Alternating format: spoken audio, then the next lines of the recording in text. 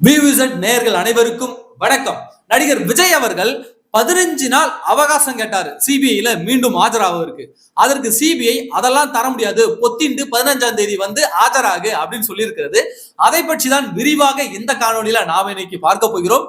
இது வரைக்கும் நம்முடைய யூடியூப் சேனலை நீங்க சப்ஸ்கிரைப் பண்ணாம இருந்திருந்தா மறக்காம சப்ஸ்கிரைப் பண்ணுங்க.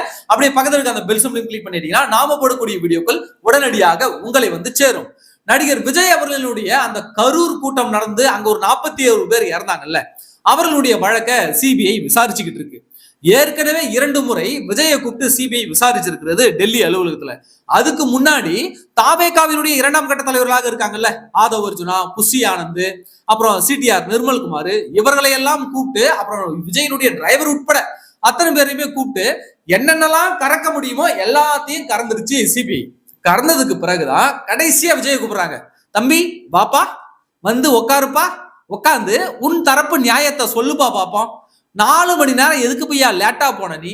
அங்க சம்பவம் நடந்த உடனே, கேள்விப்பட்ட உடனே எப்படியா 2-3 மணி நேரத்துல கிளம்பி சென்னை வந்த? போகும்போது மட்டும் அவ்வளவு லேட்டா போற, ஆனா வரும்போது எப்படியா பொசுக்குன்னு தப்பிச்சு வந்த? அதுக்கான காரணம் எல்லாம் சொல்லியான்னு சொல்லிட்டு பல கிடுக்குப்புடி கேள்விகள்லாம் கேட்கப்பட்டது. திருவள்ளூர் மாவட்டத்துக்கு நீ போக வேண்டிய அந்த கூட்டத்தை, அங்க நடத்த வேண்டிய கூட்டத்தை எதுக்காயா மாத்தி நீ கரூர்ல கொண்டு போய் நடத்தின? இப்படி எல்லாம் பல கேள்விகள் கேட்டோடனே விஜய் அவர்கள் ஆடி போயிட்டாரு. அது மட்டும் இல்லாம, உங்களுடைய இந்த மாநாடு கட்சி செலவுக்கான கணக்கு விவரம் எங்களுக்கு வேண்டும் அப்படின்னு கேட்டிருக்காங்க. இதெல்லாம் எடுத்துக்கிட்டு வந்து சேரு அப்படின்னு உடனே, இதற்கான பதிலெல்லாம் கொடு அப்படின்னு உடனே விஜயால் கொடுக்க முடியல.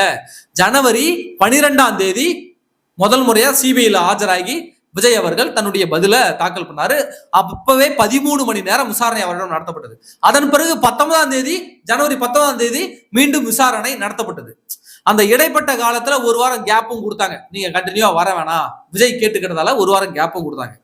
அந்த 2வது சந்திப்பு விசாரணை முடிந்ததுக்கு பிறகு சிபிஐ என்ன கேட்டாங்கன்னாக்க, உங்களுடைய வருமான வரி கணக்கெல்லாம் நீங்க தாக்கல் பண்ணணும் 2024 டு 2025. ஏன்னாக்க நீங்கள் நடத்தக்கூடிய இந்த கூட்டங்கள், நீங்கள் நடத்தக்கூடிய இந்த மாநாடுகளுக்கான செலவு விவரங்களை தாக்கல் பண்ணுங்கன்னு சொன்னாங்க.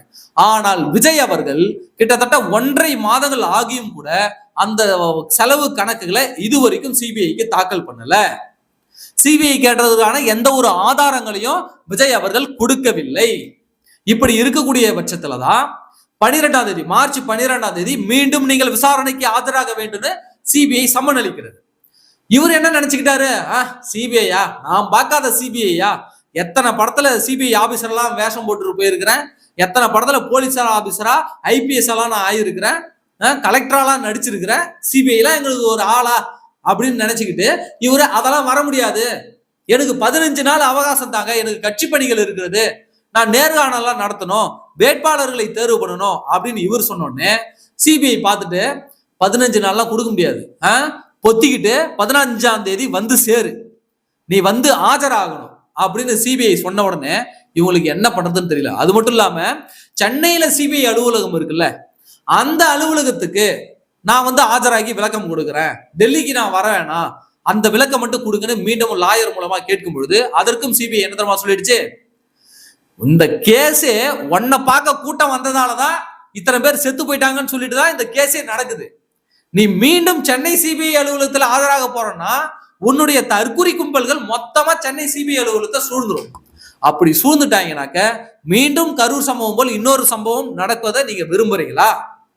அதனால பொத்திக்கிட்டு டெல்லி வந்து சேருங்கன்னு சொல்லிட்டாங்க. 15ஆம் தேதி டெல்லியில போய் ஆஜராக போகிறார் விஜய்.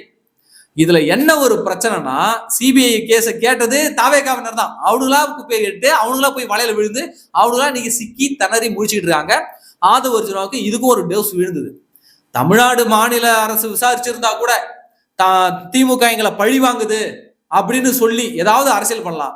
டெல்லியில போய் கோத்து விட்டுட்டியாடா ஆதவ் அப்படின்னு சொல்லிட்டு ஆதவ் அர்ஜுனா மேல செம்ம காண்டுல இருந்தாரு விஜய். அதற்கான ஒரு பல டோஸுகளையும் விட்டு அதுவும் மறுக்க முடியாது. இப்போ 15ஆம் தேதி விஜய் அங்க டெல்லி சிபிஐல ஆஜராகும் போது 2024 டு 2025 அந்த வருமான வரி தாக்கல் பண்ணார்ல, அந்த கணக்கையும் எடுத்துக்கிட்டு போகணும். அது மட்டும் அல்லாமல் இவர் கட்சி மாநாடு, கட்சி செலவு, விளம்பர செலவு, அந்த கரூர்ல செத்து போனவங்களுக்கு ஆளுக்கு 25 லட்சமோ 20 லட்சமோ கொடுத்தாங்கல்ல, அதற்கான அந்த விவரங்களை அத்தனையுமே போய் சமர்ப்பிக்கணும். அந்த விவரங்கள் அத்தனையும் எடுத்துட்டு போய் இப்ப சமர்ப்பிக்கணும் சிபிஐ கிட்ட.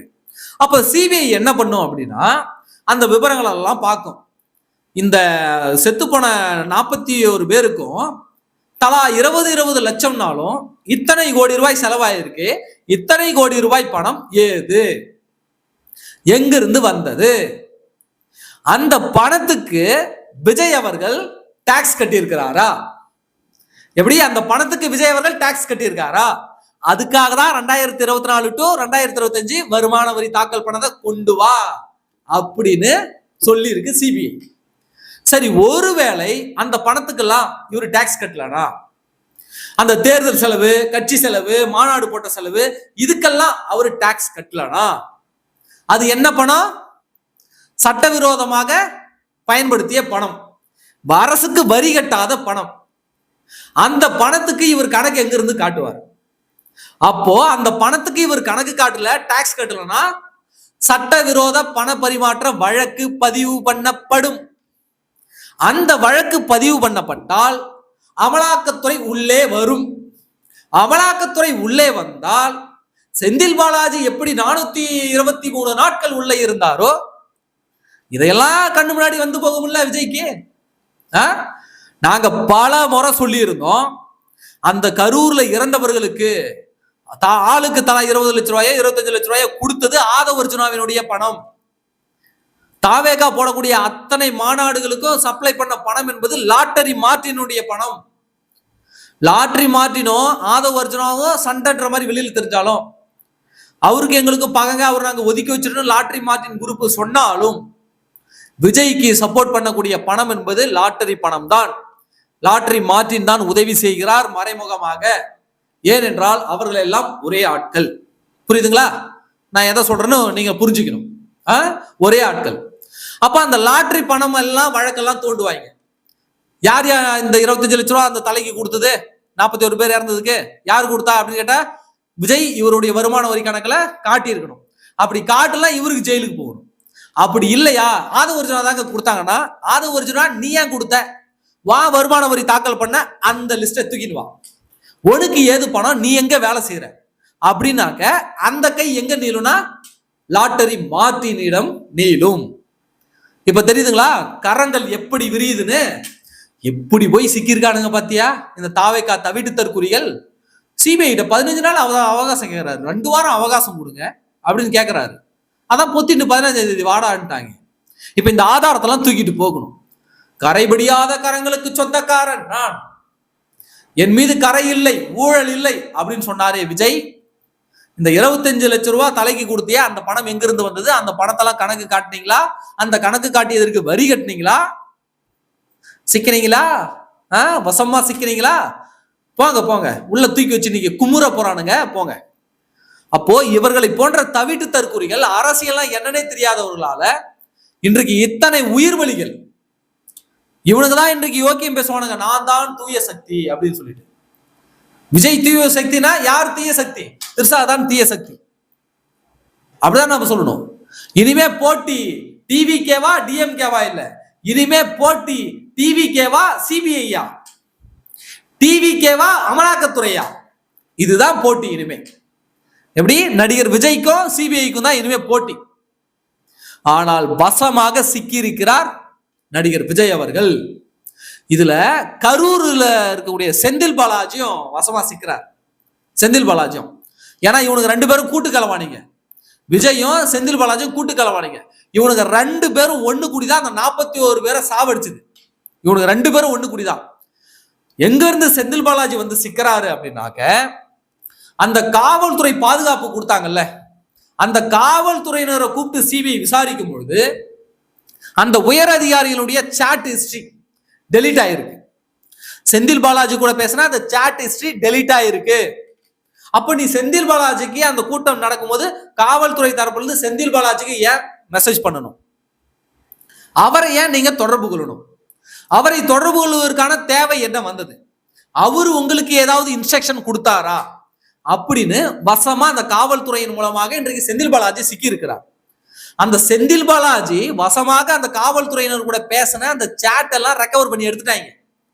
அதனாலதான் செந்தில் பாலாஜிக்கும் சம்மன், செந்தில் பாலாஜி அந்த சம்மனை வாங்காம தவிர்த்துட்டு இருக்காரு. வீட்டுலயும் வாங்கல, ஆபீஸ்லயும் வாங்கல, எங்கேயுமே வாங்கல. அவருக்கு மெயில் அனுப்பிட்டாங்க சிபிஐ. இப்ப தெரியுதுங்களா, செந்தில் பாலாஜியும் விஜயும் சேர்ந்து நடத்திய திட்டமிட்ட படுகொலை தான் அந்த 41 பேர். அப்போ இப்ப செந்தில் பாலாஜி வசமா சிக்கியிருக்காரு. அவங்க கூட்டத்துல பாதுகாப்புல இருக்கக்கூடிய காவல்துறையினருக்கு நீ ஏன் இன்ஸ்ட்ரக்ஷன் கொடுக்குற? நீ காவல்துறைக்கு பொறுப்பு அமைச்சரா? நீ அமைச்சர் கூட இல்லையே, எம்எல்ஏ தானே. உனக்கு அதுக்கு என்ன சம்பந்தம்? நீ ஏன் கூட்டத்துல பந்தோபஸ்துல இருக்கிறவங்களுக்கு நீ ஏன் மெசேஜ் அனுப்புற, நீ ஏன் இன்ஸ்ட்ரக்ஷன் கொடுக்குறன்னு செந்தில் பாலாஜி வசமாக சிக்கிறார். அப்போ கரூர் வழக்கை சிபிஐ சரியான திசையில விசாரணை செய்து கொண்டிருக்கிறது. நாங்க ஆரம்பத்துல இருந்து சொல்லிக்கிட்டு இருக்கோம். இது இந்த கரூர்ல 41 பேர் செத்ததுக்கு தாவேகாவும் திமுக தான் காரணம், விஜயும் செந்தில் பாலாஜி தான் காரணம். இவனுக்கு தான் திட்டம் போட்டு 41 பேரை கொன்னுட்டானுங்க அப்படின்னு நாங்க ஆரம்பத்துல இருந்து சொல்லிக்கிட்டு வரோம். அதை நோக்கிதான் இன்றைக்கு சிபிஐ விசாரணை சென்று கொண்டிருக்கிறது. 15ஆம் தேதி விஜய் அவர்கள் ஆஜராக இருக்கிறார். அன்னைக்கு தெரியும் கதை என்ன அப்படின்னு சொல்லிட்டு. செந்தில் பாலாஜி எப்ப ஆஜராகுவார்னு தெரியல, ஆனா நிச்சயம் அவர் ஆஜராகித்தான் வேண்டும். அப்படி ஆஜராகாத பட்சத்தில் மீண்டும் சிறைக்குள்ள போயிட்டு எண்ணுவதற்கு தயாராகி விடுவார் செந்தில் பாலாஜி. இதுதான் தற்பொழுது நகர்ந்து கொண்டிருக்கக்கூடிய நிகழ்வுகள். 15ஆம் தேதி நிச்சயமாக நமக்கு தகவல்கள் வரும். மீண்டும் நாம தொடர்புல இருப்போம். இது வரைக்கும் நம்முடைய சேனலை இன்னும் நீங்க சப்ஸ்கிரைப் பண்ணாம இருந்திருந்தா மறக்காம சப்ஸ்கிரைப் பண்ணிடுங்க. அப்படியே பக்கத்துல இருக்க அந்த பெல் சிம்பலையும் கிளிக் பண்ணிட்டீங்கன்னா நாம போடக்கூடிய வீடியோக்கள் உடனடியாக உங்களை வந்து சேரும். நன்றி.